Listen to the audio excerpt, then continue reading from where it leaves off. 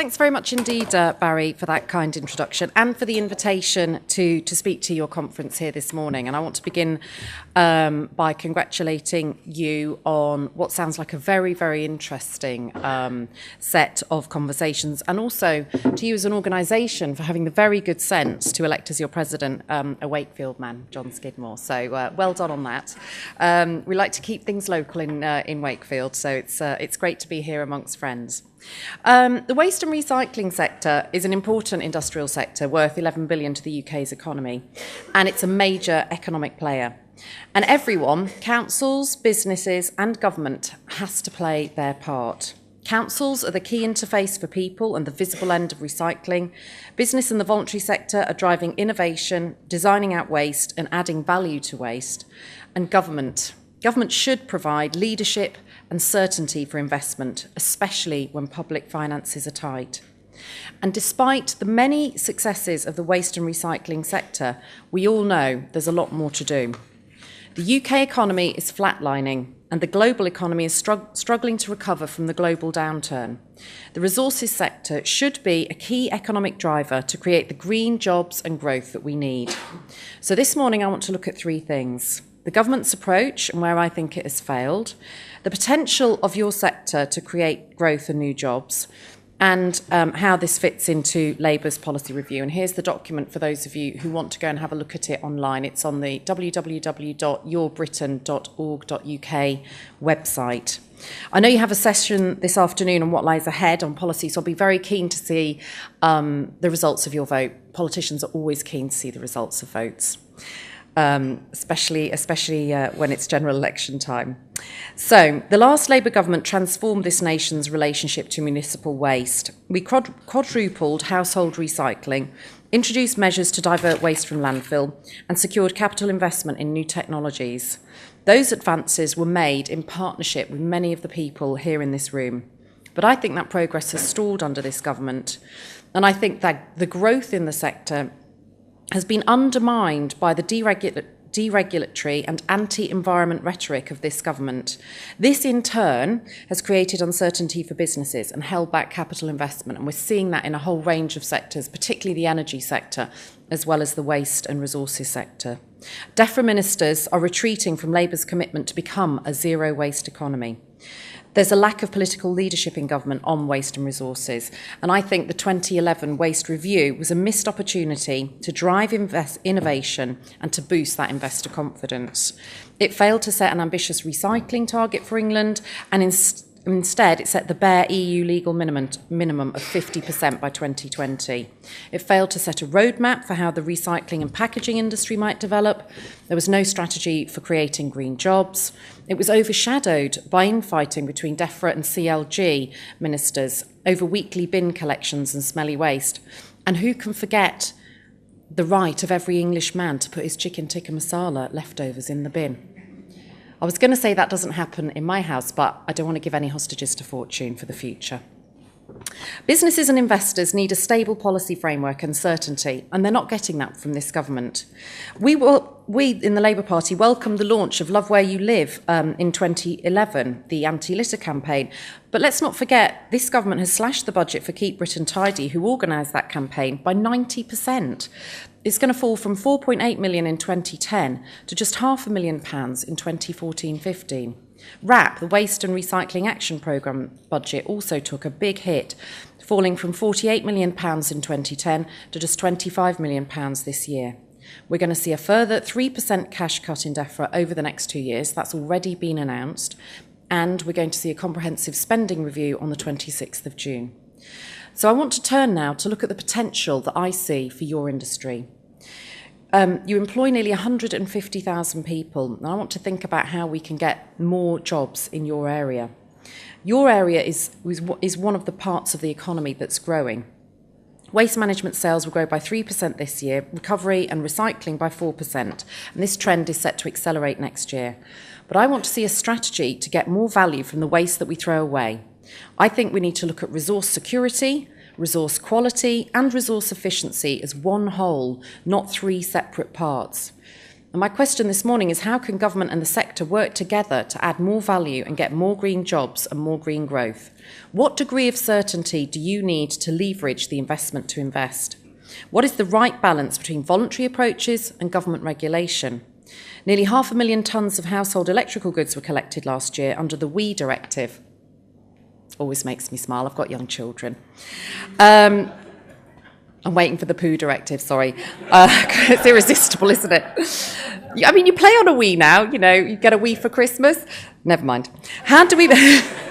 It's a pretty cheap present. How do we move up the value chain to recondition and reuse those goods? How do we develop markets for repair and reuse? And how do we make reused electrical products safe, desirable, even fashionable, as vintage clothing has become? And it's interesting, when we were at Vitso launching our policy waste document, they were talking about the apples and the original apples, and they're going for hundreds of thousands of dollars, the Apple One, because they're such iconic designed things that, and there's only about 400 of them made in the whole world. So they're going for like $500,000.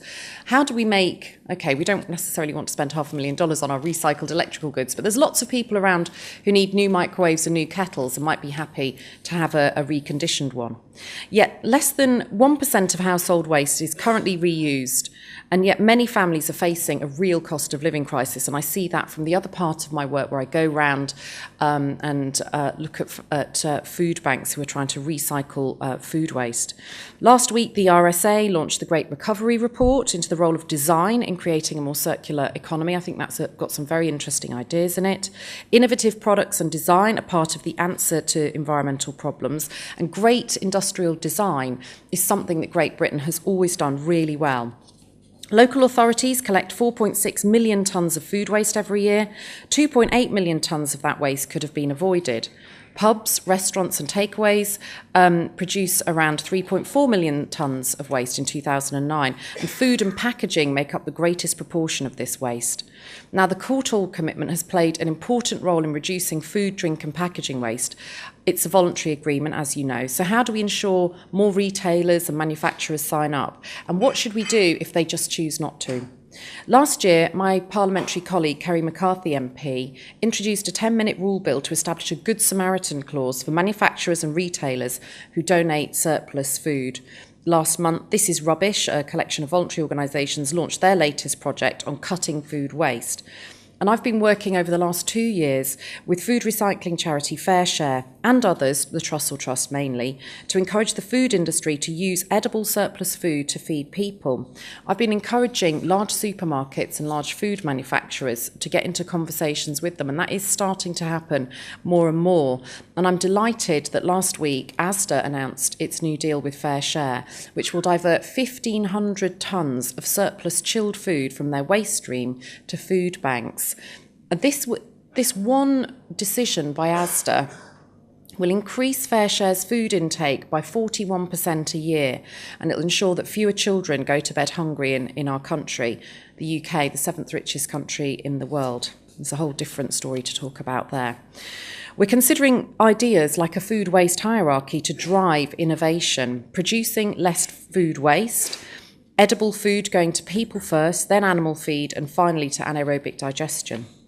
And let's look at wood. According to WRAP, wood recycling went up each year in 2008, 9 and 10, but it fell back by 5% in 2011. The UK produces over 4 million tonnes of wood waste each year. 500,000 tonnes is exported, presumably for biomass fuel, but 1.2 million tonnes, over a quarter, goes to landfill at a time when we're talking about our energy needs. Why is that? The government's 2012 budget set new plastic packaging targets for the next 5 years, increasing by 5% each year, from 32% last year to 57% in 2017. And I've heard from the industry that that's very challenging. But much of our waste, and our plastic waste, is exported because we don't have either the market or the reprocessing facilities here. And in 2009, we exported 700,000 tonnes of waste plastic, predominantly to China. And the current PRN system incentivises the export of poor quality recyclate rather than keeping it in the UK and adding value here in our own industry. I believe we should aim to keep more of our waste in Britain, stimulating new investment in reprocessing and new markets for recycled resources. But businesses can't do this without the help of local authorities. And the LGA produced its local waste review a couple of weeks ago. And I want to congratulate my colleague, Councillor Clyde Loates, my Labour colleague from Waltham Forest, who chaired that review. It sets out the challenges: unprecedented cuts to local government funding, yet increasing expectations on waste and recycling, not least to meet EU targets. But also, I think consumers and householders want to do the right thing, and they want their councils to help them do the right thing. The review also sets out the potential of waste and recycling to deliver much-needed income for councils. They estimate that councils currently receive just 28% of the total financial value of the materials they collect. The report says that they think they can generate 51,000 jobs nationwide if we can unlock the potential of the waste sector. And I quote, "There are hundreds of millions of pounds in unrealised value for the taxpayer and the economy if we can simply get the market for today's amount of recycling to function better. How can we do that and get those 51,000 jobs?" Which brings me to my third point, Labour's policy review. As Barry said, I launched our document on resource security in April with Gavin Shuker, my Shadow Waste Minister, who many of you will know. Gavin can't be with us today as his wife Lucy is expecting their first child any day now, and I'm sure we wish them both well.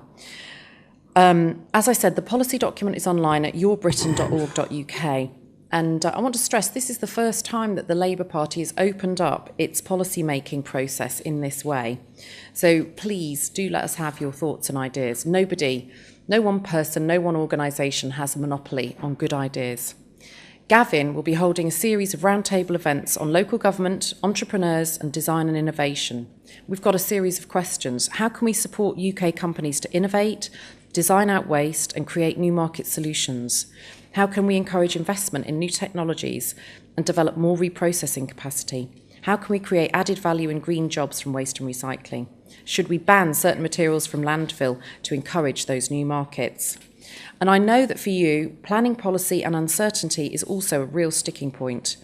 We need a clear framework to encourage new sustainable waste infrastructure in the right places to regain investor certainty in the UK. And we've seen again last week with the announcement on wind farms just how that planning uncertainty is playing out in our green energy industry, with the number of planning applications for onshore wind farms, the percentage being granted has dropped from 75% in 2008 to about 35% today. We need to balance the needs of local councils and drive up standards and cooperation with national government, and I think there's a key role for the LGA in coordinating this. These are very big challenges, so I welcome your input into our policy review so we can shape these ideas together. So I want to conclude. We need leadership from government, not just chicken tikka masala, and a new vision of a circular resource economy playing its part in the UK's industrial strategy. We need resource efficiency to think differently about waste and to protect our natural resources. We need investor confidence, clearer leadership from the government and certainty about future policy to encourage greater investment. And we need those green jobs and that green growth in the UK, ensuring that recycling and waste are part of the bigger success of low carbon and environmental industries. We need not to stand still, not to race to the bottom on the environment, but actually to race to the top on waste management and resource security. To promote growth, we need to create jobs at all skills levels and across the country. A one nation policy for waste and resources. My ambition is to create a circular economy where waste is minimised, reused and recycled, where waste is a driver for green jobs and wealth creation, where waste plays its part in our economic recovery, and where the green economy moves from the margins to the centre of the debate, to the heart of that debate. And I do hope you'll join me to help us get closer to that goal. Thank you.